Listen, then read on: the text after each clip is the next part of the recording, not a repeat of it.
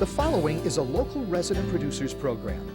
The program content is the sole responsibility of the producer and does not necessarily reflect the views or policies of CATV2, Oshkosh Community Access Television, the City of Oshkosh, the Oshkosh Cable Television Advisory Commission, or Time Warner Cable.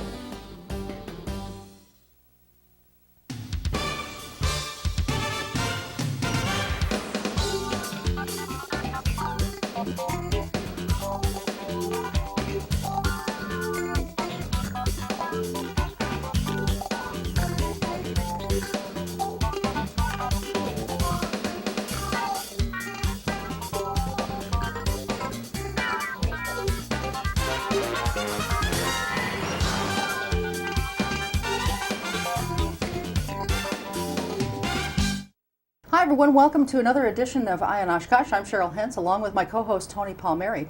On this edition of Eye on Oshkosh, we're very pleased to welcome back two gentlemen who were here just about a year ago, maybe 11 months ago.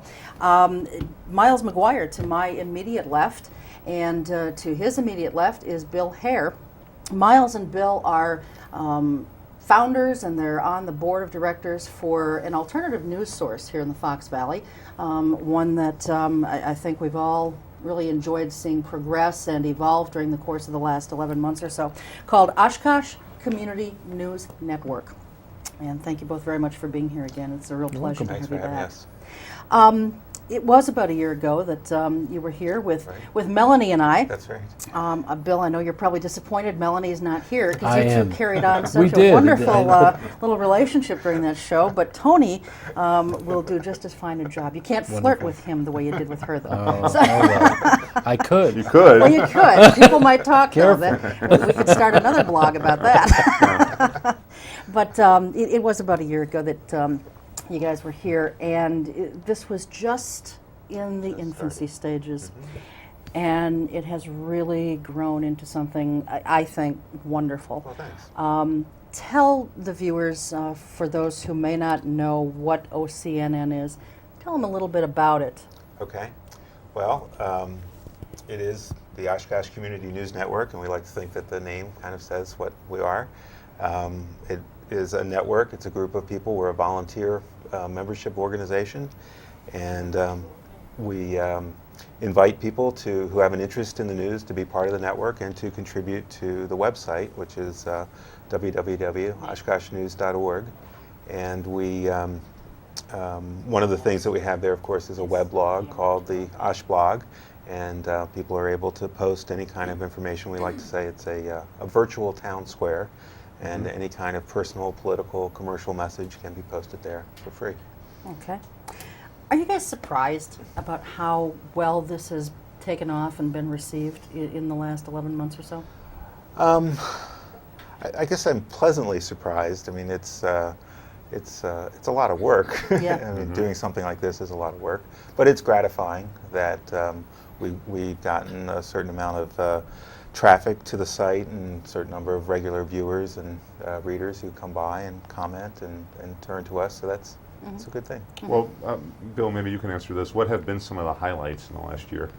Well, I think clearly the highlight has been the partnership that we were involved with the League of Women Voters and the library with the Voter Information Project. Obviously, the elections this year were perfectly timed for the founding of OCNN and the Oshkosh News Network, and we had online debates that I think were, if not the best source of information, certainly among the best sources of information for finding out about how the candidates felt on different issues. Yeah, and I participated in one of those. As did I. Yeah, right, and you did also. And I think part of our frustration as candidates is that we wondered if there were enough people that were logging in to actually engage this. Do you think next time, Miles, I'm sure the Voter Information Project will continue, correct? I think so, yes. Have you thought about certain changes that might be made to the process? Well, I'll say, first of all, the debate that you were involved in was the first time out, and thanks for taking a chance on that. For being a guinea pig. Being a guinea pig. As with every website, we have tracking software so we can see how much activity, and we had 2,000 unique visitors to the site during the course of that debate. And then for the spring campaign, we had over 5,000. So more than doubled the amount of activity. Well, I got to say, and I got a little over 2,000 votes, so there it is. There they all are, right? Just kidding. They were all there. So from starting from a standing start to go to 2,000 and then 5,000, as you say, and all of this is within 6 or 8 months, I think is encouraging. Certainly, the momentum is in the right direction. I think we will continue. I think that we're already starting to think a little bit about next spring's elections. Right. And But Bill, even though we're in the digital age, more and more people now have internet access. If they don't have it at home, they can get it at the public library and so on. Yet this is still news. And America seems to have an aversion to news. I mean, on the networks, the news is the lowest rated, right? Newspapers, hard copy readership is down. Do you think that OshkoshNews.org can thrive in an environment where people just... Are we looking for a Definitely. way to get people turned on to news through this? Well, I think you have to differentiate between international, national, and community or local news. Right. Cheryl asked earlier whether we're surprised. I'm not surprised at all. I think that we're still very much in our infancy. I don't even know that we've started to walk yet. I think we're still crawling. And I think the way that we need to get to that next phase, that we need to stand up on our own 2 feet and start to generate the kind of traffic that you're speaking about, is to reach out throughout the community. We're making presentations at different service clubs. We're trying to reach out to different organizations, whether it's the art community or different communities within the community, and bring their participation into OCNN and get one person in each of those clubs or each of those organizations to take an active interest in posting information on the site, so that we can really start to generate community-based news about the Oshkosh area. And I think that very much will attract people. I think what people struggle with sometimes is the more distant news that maybe is a little bit frustrating, that they don't feel as though they can affect. But I think community news is something that can very much attract the audience. Sure.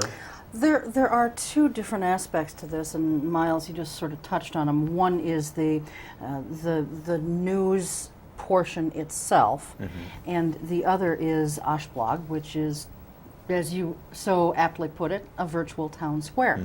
And a lot of people, just kind of chime in, and it's an online conversation, basically.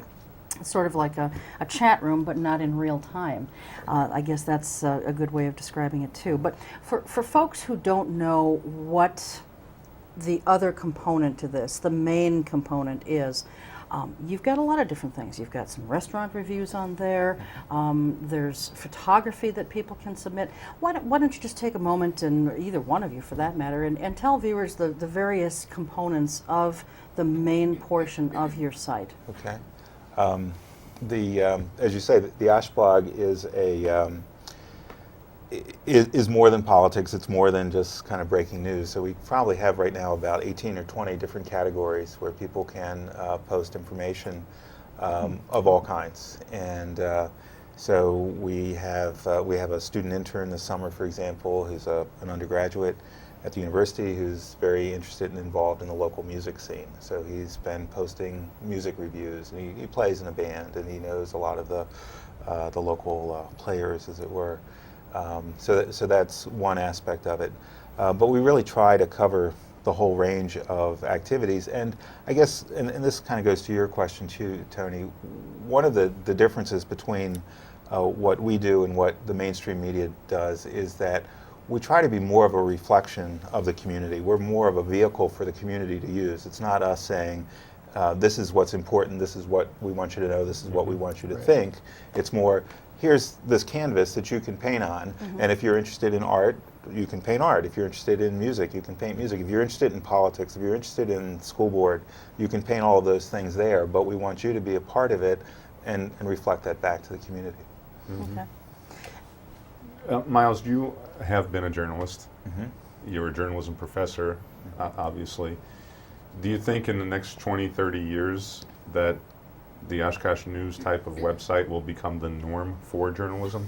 That the big players out there will not exist in their current form? Well, there's a brand new book out called The Vanishing Newspaper, written by a professor at UNC, Chapel Hill, Palmeri, and he's projected out the readership declines, and he says as a joke that in something like the year 2024, the last newspaper will be sold in the United States, because by then all of the readers will have died off or stopped reading or whatever.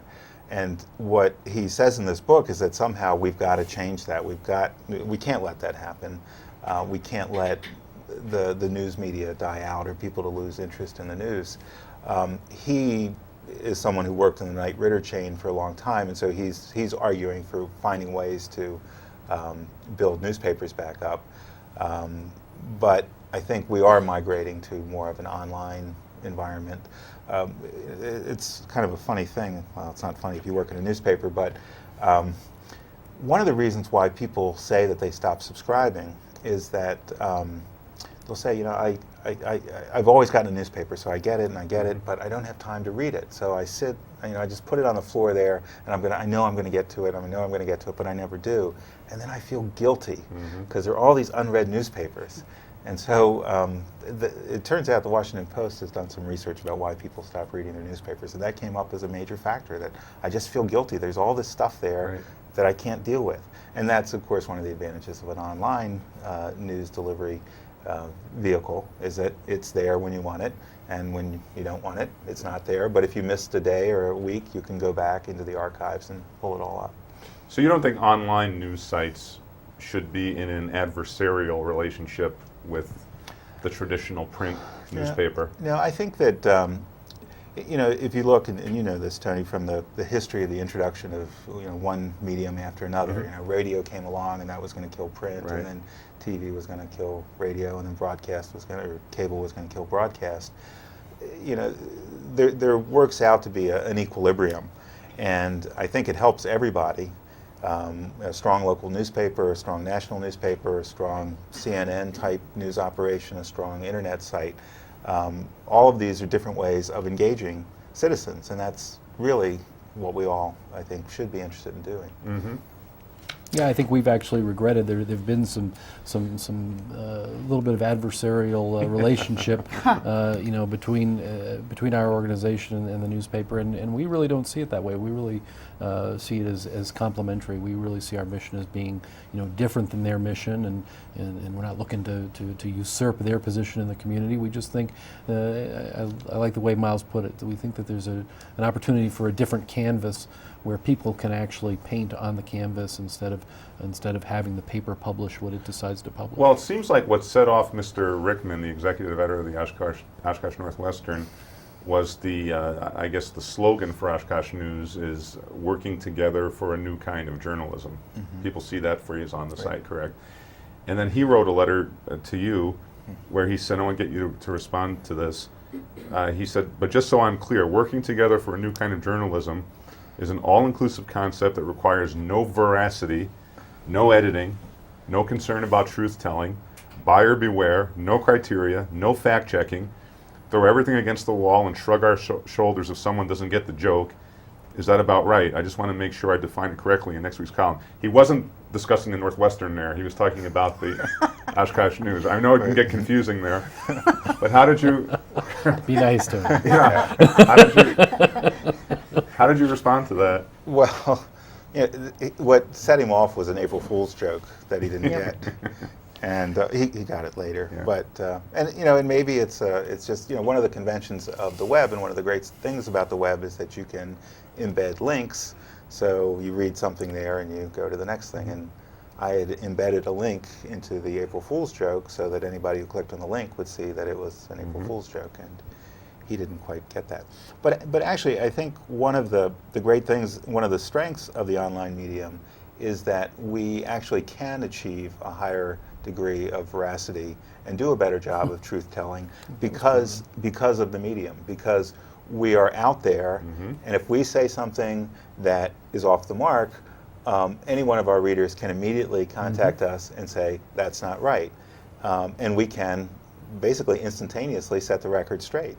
And you don't have that in a print environment. We're and we might talk about this in more detail later, but we're putting together this thing called the Community News Project. And one of the things that I'm thinking of doing with that, because we're still just putting it together, is actually to create a part of the site that we will label as fact-checking. So if we put together some information and we think it's right, but we're not entirely sure, we will label this as being in fact-checking, but it'll be a place where, if there's some government agency that wants to criticize it or to say, that's not quite in the right context, or it's true but only true as far as it goes, you need to add this additional information, we'll give them a week or so to do that, and then we'll move it over to the main site and say, this has already been out there sort of in beta land being tested, and we'll stand behind it 1,000%.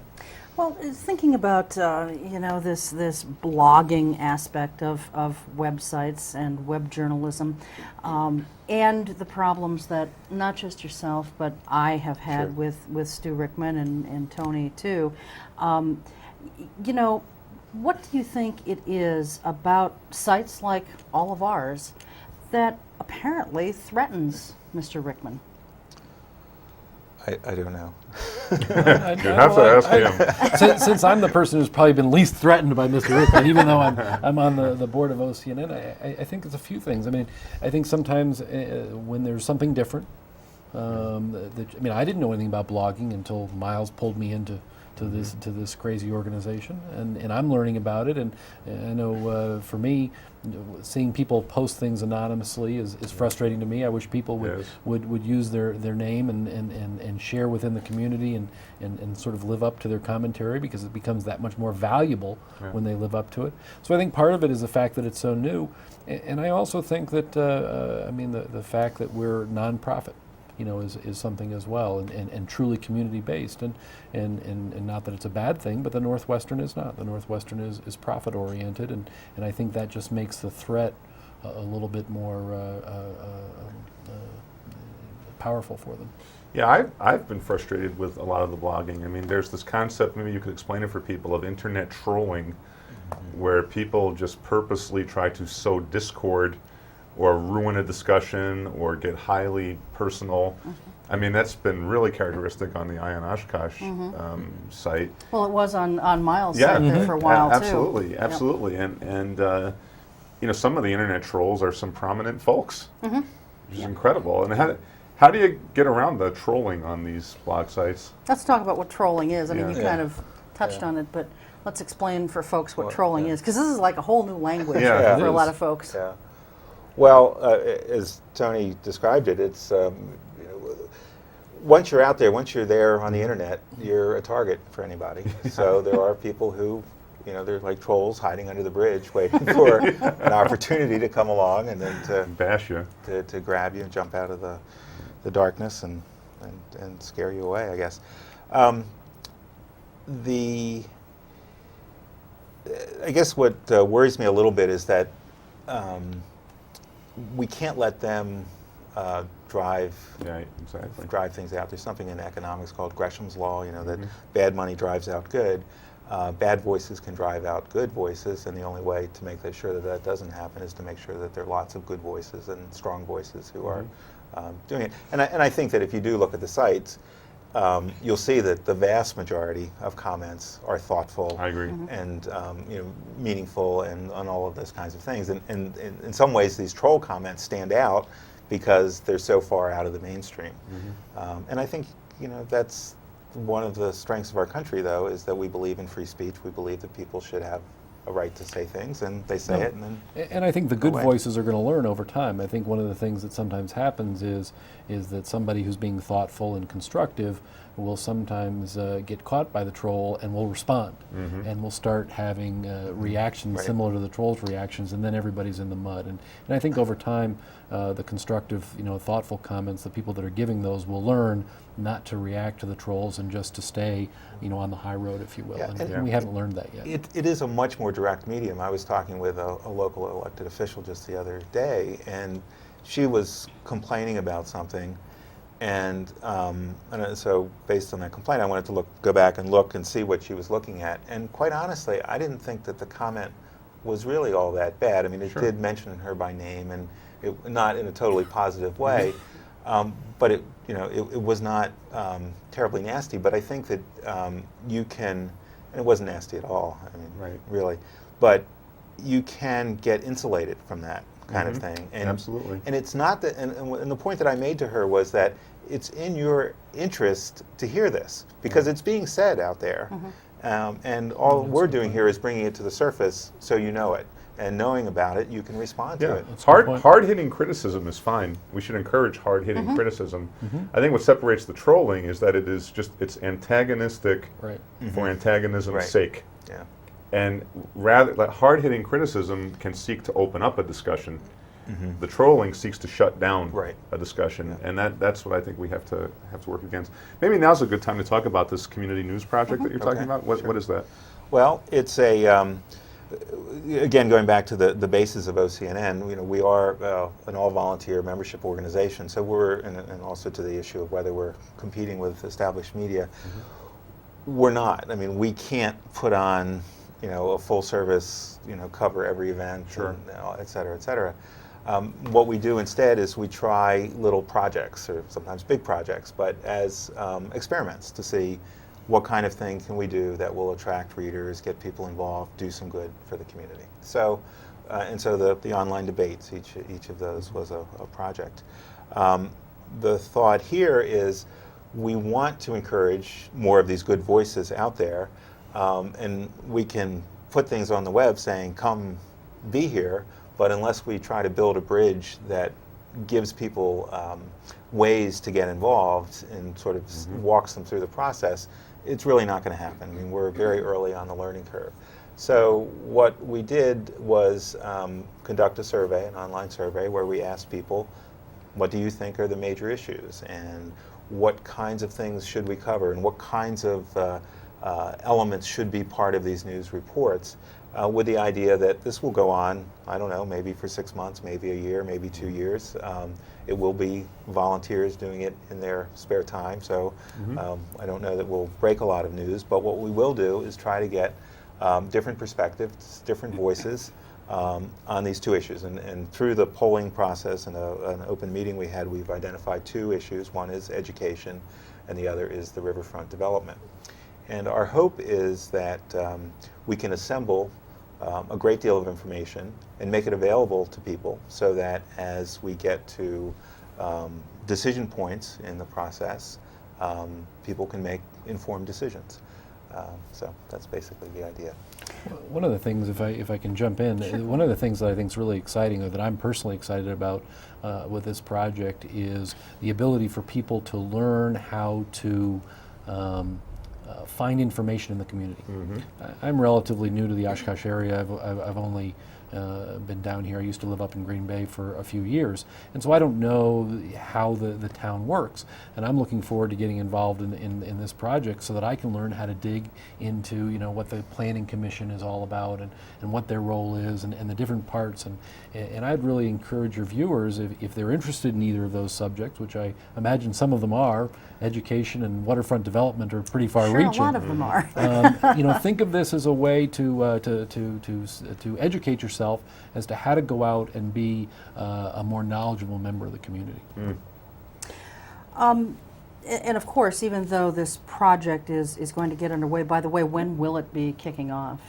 Well, I think that it's already underway to the extent that we've done the survey, we've had an initial meeting. There's actually a posting that I put up today that has some specific steps and asking people if they wanted to be involved in certain kinds of ways. So, Okay. so we're rolling now. So that, the Community News Project, will focus on education and riverfront development, but that does not preclude anyone from posting any Oh, sure. kind of news Of item course, about yeah. anything else Absolutely. going on in the Oh, yeah. city, whether it's city council business or school board business or Sure. county board business, what have Absolutely. you. Yeah, Okay. we encourage that very much. We've had some people at EAA that have now taken up to regularly putting postings on things that are happening at EAA.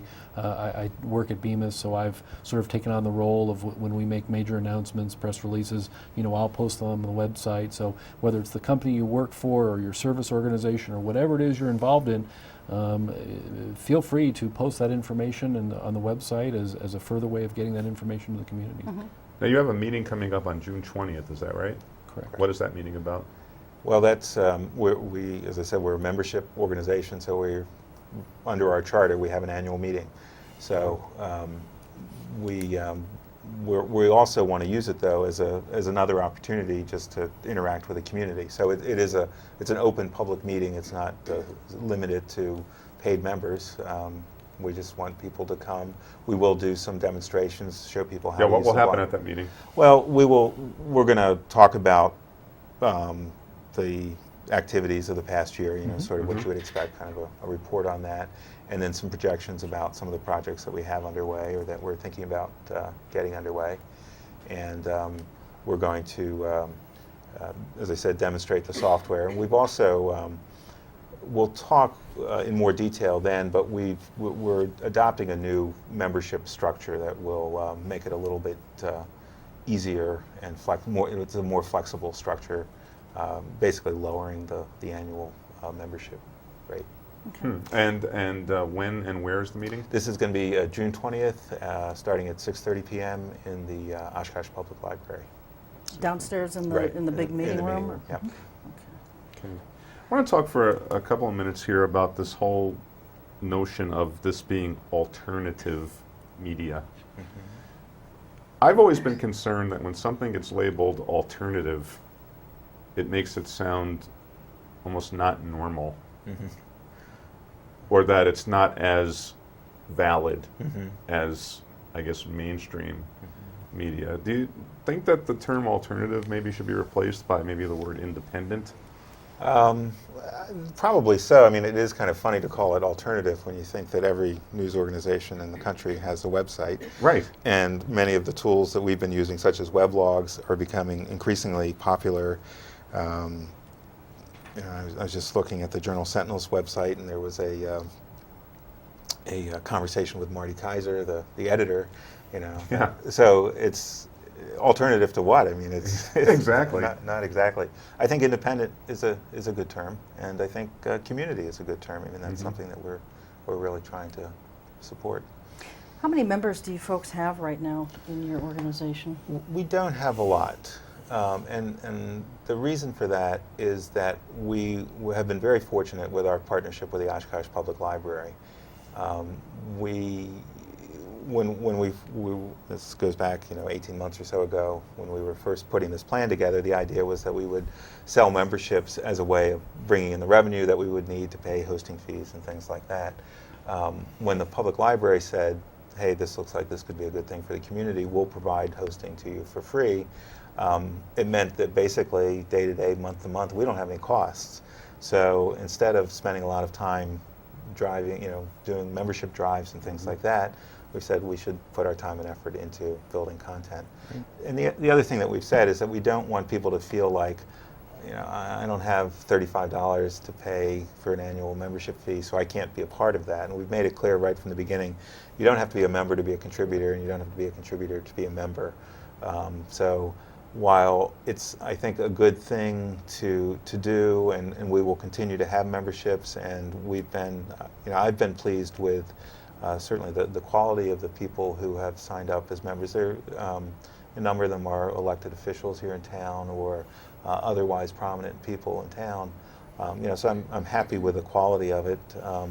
And to some degree, our non-paid members are still members. They're still making the site work. Sure.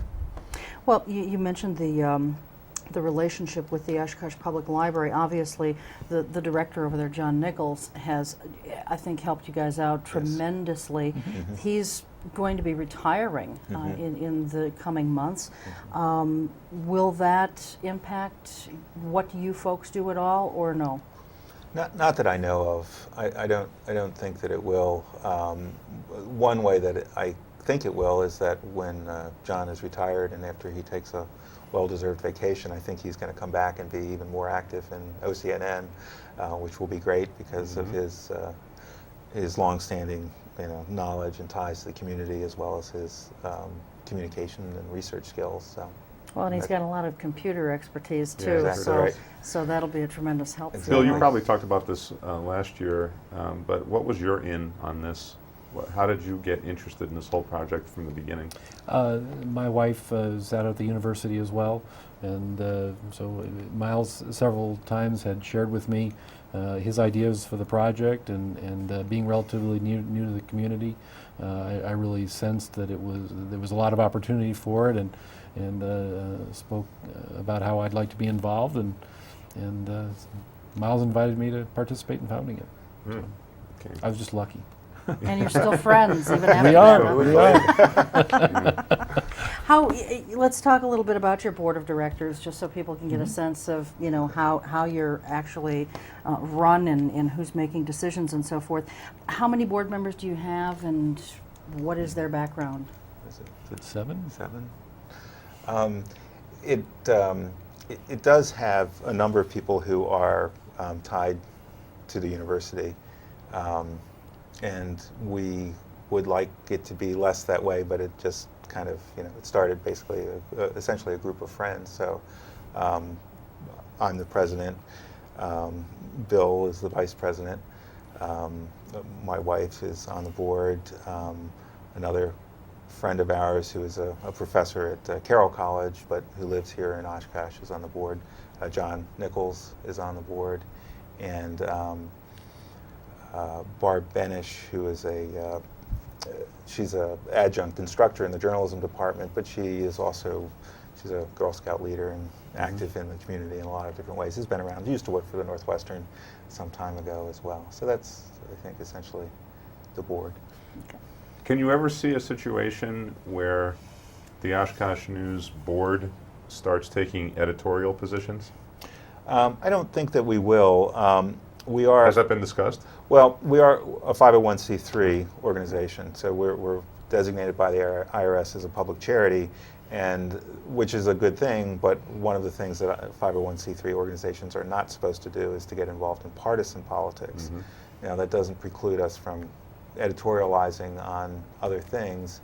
I'm not sure that in the near term that really serves our purposes. I don't want, what we're doing is trying to open this up to anybody to be a part of it, and I'm afraid that if we go one way or another, people will think, oh, I'm excluded in some way, but who knows, we'll see. And we talked about Bill's entry into this, and let's talk about yours, Miles. Again, you've been a journalist, journalism professor. Right. Was this something that you were just curious about at first? It comes out of my my career and experiences in journalism. I started at the first newspaper job I had was with the Baltimore Evening Sun, which is the newspaper of Henry Mencken, but is now defunct because it was folded into the Morning Sun, which is owned by the Tribune Company and was owned by the Times Mirror. So when I started there, it was a family-owned newspaper. At the time, interestingly, the city of Baltimore had 3 daily newspapers, 3 competing daily newspapers, which hardly anybody has anymore. But even from that time, almost from the beginning, I could see that newspapers were being cut and cut and cut. The budgets became more important. Reducing the staff was always a concern, and the newspaper chains, of course, were consolidating and buying up different newspapers. Just before I took the position here in 2000, I spent a couple of years working at sort of the opposite end of the spectrum, working as the editor for a monthly magazine published by a large professional organization called the American Society for Quality. And it's a nonprofit organization. And the membership magazine was written almost entirely by the members. And it was also by far the most respected publication in the field. And it was also the most profitable thing that this organization did. It had all of these things going for it. And it did before I got there. I'm not taking any credit for that. I mean, that's just the way it was structured. But working in that environment, I got to think, well, here's this thing. It's not for profit. It's essentially community-based. And it's successful by any and all measures that you could put against it. Compared that to my newspaper experience, where every year the newspapers seem to be cutting back and more concerned about profits, more concerned about budgets, while readership was declining, while people were turning away from it. I thought, well, maybe there's something wrong with this model and there's something right with this model. And then, of course, with the internet, you have the opportunity to create a publication essentially for free. And I thought, well, can we take this model that's occurring in the nonprofit world? And I have to say that what's happening at American Society for Quality is true of almost all nonprofit organizations. I mean, it's true, I'm sure, at EAA and any other places where their publications are written by their members, are read voraciously by their members, and also are this wonderful medium, this wonderful vehicle for communicating. So I thought, why don't we see if we can graft that onto the existing models we have for news coverage and see what happens. Okay. You're a nonprofit organization right now. Do you ever envision, or do you even want at some point to make that transition from nonprofit to a profit-driven? No. Okay. That's a very simple and direct answer, Miles. It's a very good question, because we as a board, one of the things we've been trying to pay a lot of attention to in the last year is throughout the country there are other similar websites that are developing. And I think now, with sort of the homework we've been doing as a board, we've come to find out that really a lot of them are for-profit. I think we've been learning and trying to take certain things from them, but it continues to reinforce our desire anyway within this organization, within this group of board members, to really stay nonprofit. What are the benchmarks that the board will apply to determine if this really is successful? I mean, it can't just be number of hits to the site. Right. I mean, if you get 1 million hits a day, that doesn't necessarily mean anything. So what has the board thought of the kinds of, are you looking for what you perceive as an improved quality of discourse in the community? More people voting in elections? I think all of those things would be good, although hard to measure in the first case, and in the second case it's hard to sort out, well, what were the other factors that did that. But we are, as I said, we are project-based, so we do these projects, and what that allows us to do is to develop and create a certain amass of data that we can go back into. And so, for example, this summer, I'll be talking to both of you because I'll be doing some more analysis of the debate projects, and I'll be asking the candidates, what were your impressions? What would you do this again? If so, what do you think? How should we do it differently? And those kinds of things. And so we'll kind of measure it as we go along. But it's such a new field, and that's kind of the thing that's sort of interesting and exciting about it. I can't tell you that. What the he's picturing us to be much more organized and thoughtful as a board than we are. I think it's interesting that you bring up hits, because I think I would have a tendency to want to measure it, and this is really just my personal reaction, not necessarily on hits, but on the degree, the volume of community involvement in posting. Because I think it's really that's what we need. The hits will come if we have the quality of posting and the thoughtful discussion and the involvement of the different groups within the community. As content improves, that will generate the traffic. Well, and even there, Bill, there's another problem with all of these anonymous postings is you don't know how many people are really participatory in this whole thing, Mr. or Mrs. Anonymous, it could be 100 people, or it could be 1 or 2 people.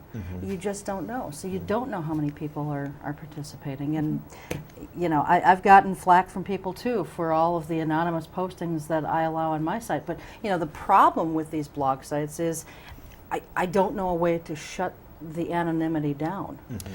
Miles and I talk about this a lot because I think he and I have slightly different opinions on it. To me, the number one issue is the constructive and thoughtful nature. I mean, anonymous people that are thoughtful and constructive, the fact that they're anonymous, I'm sad about it, but it doesn't bother me. It's when the people get destructive. So the first thing is destructive versus constructive.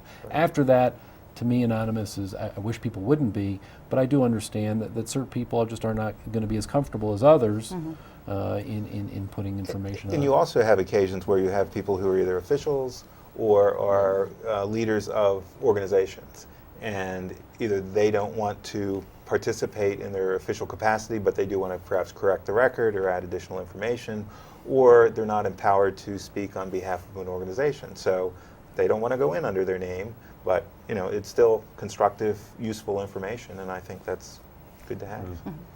What do you attribute are people just afraid of being attacked? Is that a big part of the anonymity? I think that's an excellent question, and I mean, it's the same reason why people don't submit letters to the editor of a newspaper, right? Mm-hmm. But I think part of it is it's almost a regional quality of the community. I mean, I think there is a bit of, in Oshkosh, I'm obviously not from here, sort of a culture of silence. And I think yes. you see it yes. among our students as well. Yep. That sometimes students won't say things in class, and it's not that they're. I mean, and oftentimes we wish they would. It's like, I haven't made my point to you. And would you tell me that I haven't made my point so I can try again to make it? But it's now, it's better not to say anything because the professor will be offended if I question what he's saying. It's like, no, I mean, I'm not offended. I want to have this conversation. And I think it's sort of built into Northeast Wisconsin. And again, I think that's one of the reasons why it's important to have shows like this and sites like yours, just to kind of model a certain kind of behavior of, yes, we do have the First Amendment. You are encouraged to talk. And by raising your voice, it's not about either attracting attention to yourself or anything like that. It's making the community better and stronger. Well, and I want to go back to this adversarial thing that we all kind of have going, except for Bill, with Stu Rickman in the Northwestern. It's interesting because Mr. Rickman will pick apart our sites and he will attack in his own way our sites, and yet he freely has admitted that.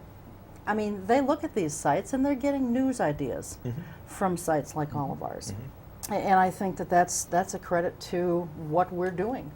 Although they won't always mention the sites as sources, right? Now, you had one prominent example of that, correct? Right. The 100 North Main.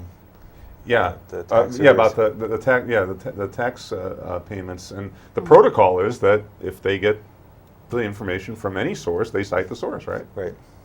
And that didn't happen in that case. Yeah, it didn't. But tell us about that for viewers who may not know. Well, obviously one of the main pieces of the downtown development efforts is the 100 North Main building, and it turns out that it was in arrears on its taxes, and I got a tip from someone, and of course that information is available. It's on the city's assessor's website, but it was just a matter of going there and confirming that, and then communicating with Ben Ganther, and he sent me an email that he had sent to Jackson Kinney explaining what the situation was and all that kind of stuff. So it was during the election campaign. It was a pretty, I thought, big story, and we were happy to be the first provider of that piece of information.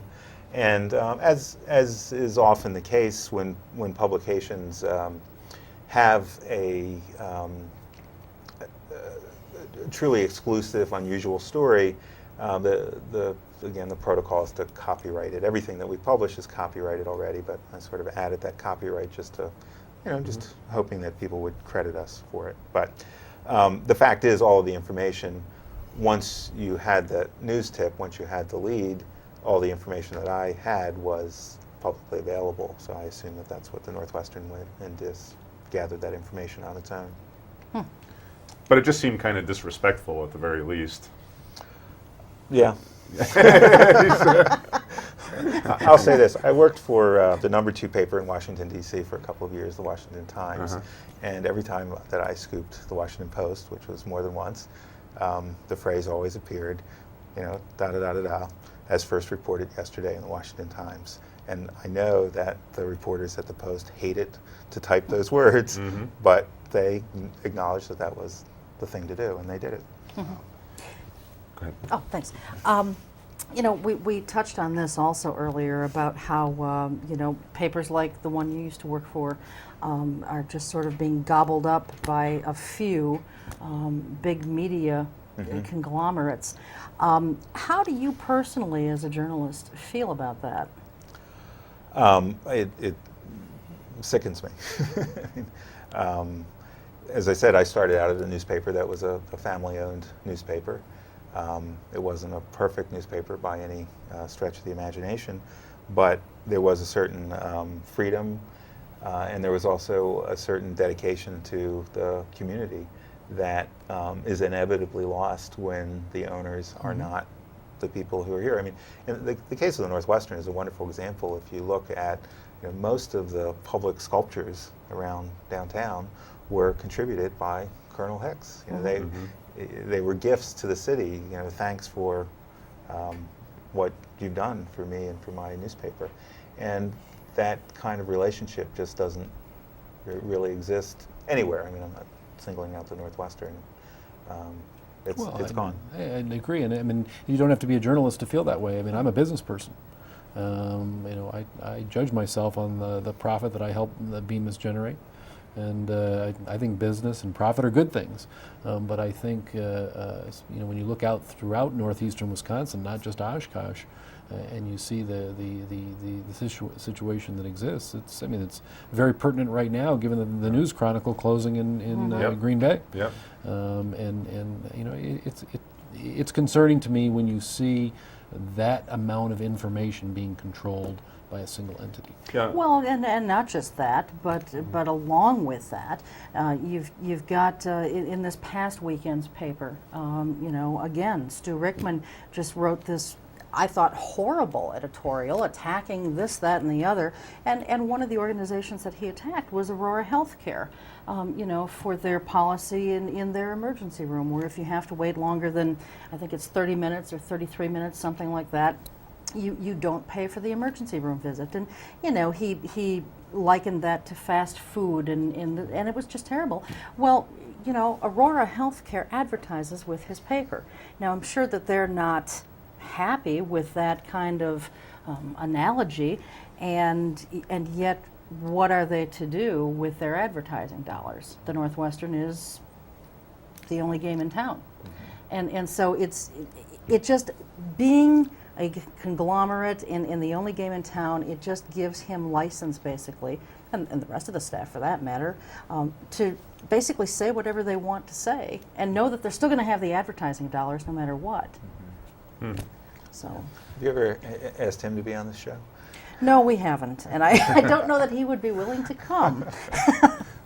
Well, I think it's less about him and more. We're talking about institutional factors, aren't we? I think that's right. For example, Miles. Now the Gannett Corporation owns every major newspaper in Northeast Wisconsin, 11 or 12 of them. What does that mean? Well, it means that they're making a lot of money. That's a good question, because what happens when you have that kind of a monopoly situation, and it's true in all kinds of different businesses, is that you create a situation where competitors come in, and that's, we can't really say that the Northwestern is the only editorial voice in town. We can't really say that they're the only news outlet in town, because your site and our site, we are able to break news. We are able to move things up on the public agenda. So, in a way, they're creating an opportunity for us. Yeah, and I do think that, I'll call it the resistance. I mean, I think the resistance to Gannett has been phenomenal in this community. I mean, between the cable access TV shows, the online sites, there's even a couple of alternative print newsletters that you see out there. Okay, all those sites combined probably reach, a fraction of what the Northwestern reaches. But it demonstrates, Bill, doesn't it, that people are still struggling to get their voice heard, and that's good, isn't it? Yeah, I think it's incredibly crucial, and I think it's also careful that we don't get into a bash fest, because the Northwestern is not in this alone.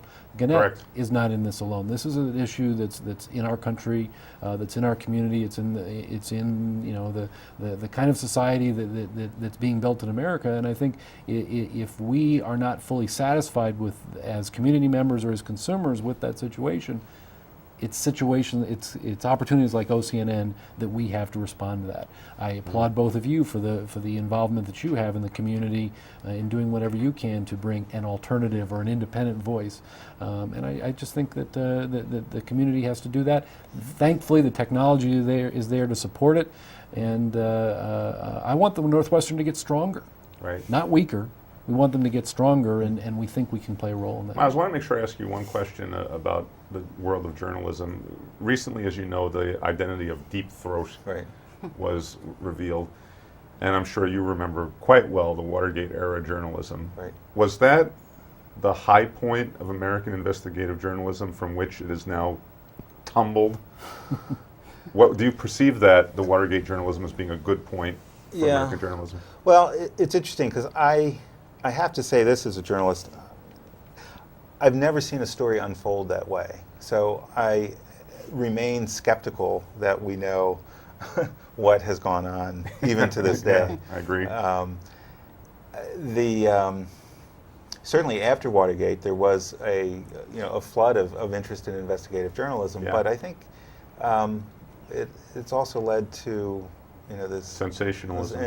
and the gotcha journalism. Yeah. I can catch you, using your expense account for Right. lunches or something, and I don't think that that's productive. And I think part of the problem was that everybody geared up with these investigative teams. In some cases, there were investigations to do, and there was the wrongs to be righted.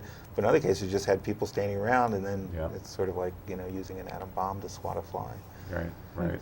But now the investigative journalism budget at most major newspapers has shrunk, is that right? I think that's true. Yes. Yeah, that's unfortunate. Let's talk about the future. Bill, what would you like to see for Oshkosh News in the next year? If we have you guys back on again in a year, as I'm sure you will, what would you like to see happen in this time period? I would like to see the number of projects. I mean, when you look at the projects that we had in the last year, you can very much count them on one hand. We had two situations really that were separate issues relative to the voter information project. We had the photo contest. We had the online dining guide.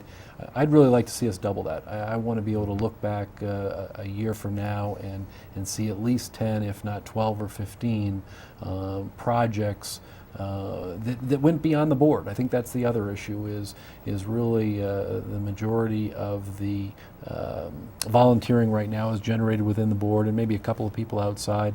And I think we're really hoping in reaching out to the community, that we'll get maybe half a dozen more people that are truly active and have taken on a project, that have gotten involved in the community news project. Sure. I think if we can do those two things, I'd be very excited.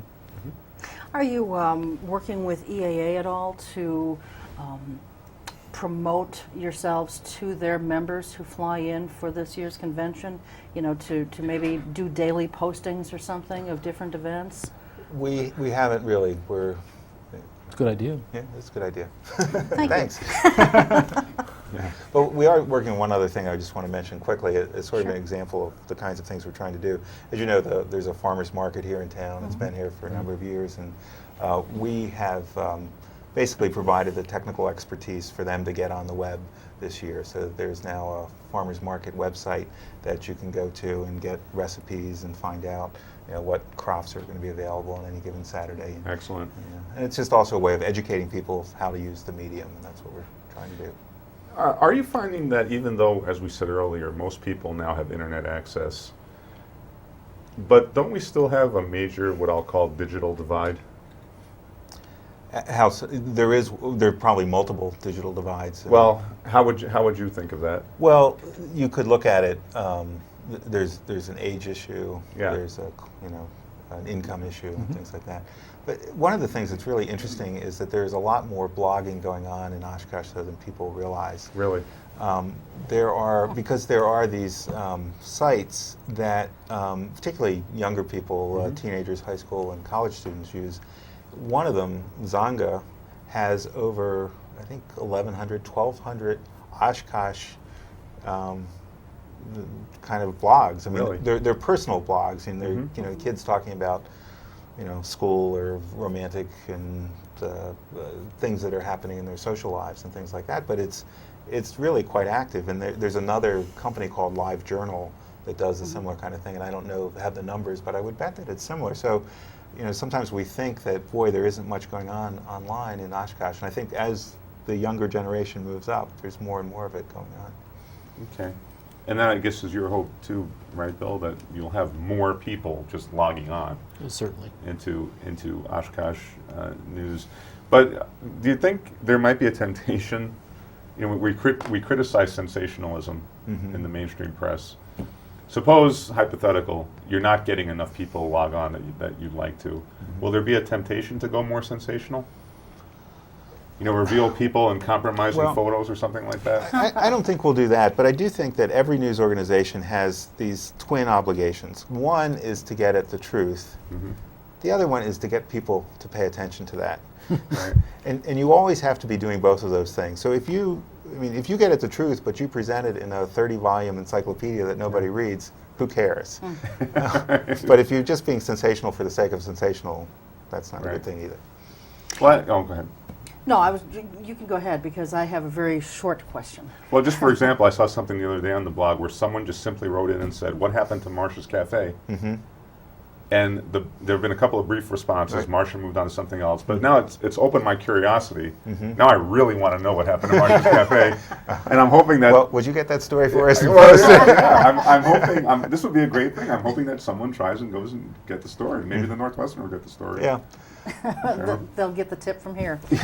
Those kind of interactions are fun. One of the ones that they happened during the smoking ban controversy, I guess it's sort of come up again, but we went 6-8 months ago.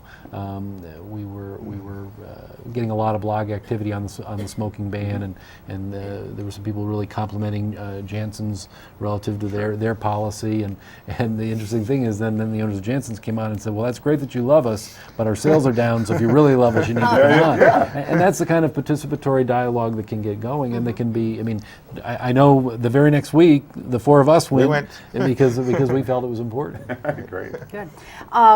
We only have about a minute or so left, but you had mentioned earlier that one of the things you'll be doing at your annual meeting later this month is announcing some reduced membership fees. Right. Do you know yet what those will be, and if so, do you care to put it out there for us? I know what they are, but I'd rather, that's one of the things that we're going to announce at the meeting. Okay. But they will be, I'll tell you one thing, there will be a sliding scale so Okay. that people can come in at one rate or another rate or another rate. And I do think it's important to just so people aren't confused that there in no way does being a membership affect your ability to participate in the site, read the site, post on the site, anything from that sort. It's really just a matter of a different level or a different kind of involvement. The other thing I really do want to emphasize about the annual meeting is for those people who are curious about blogging but are sort of afraid of it or haven't done it before or want to learn more about it, we will have a demonstration, and we see that as one of the things we need to do in the community. Okay. Excellent. Very good. Well, thank you as always, and hopefully it won't be another whole year before we have you guys back. That would be great. But the year went fast. It sure did. Really did. So thanks again, Tony. Thank you, and as always, thank you at home for joining us and letting us into your homes. We'll see you next time. Until then, take good care and keep your eye on us. We've got our eye on Oshkosh.